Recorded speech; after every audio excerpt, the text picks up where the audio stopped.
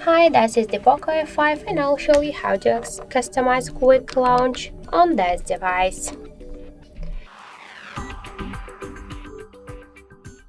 So now by double press the power key button we could activate the camera application. For example, if you wanna use the torch, the flashlight, by double press the power key button, you should open first the settings, scroll down to additional settings, tap the gesture shortcuts, click to launch camera to turn off this option. Now let's go back, tap to turn on torch and click on the switcher. And now by double press to the power key button we will activate the flashlight.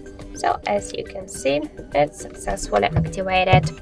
So that's it. Thank you for watching, and if you find this video helpful, leave thumbs up and subscribe our channel.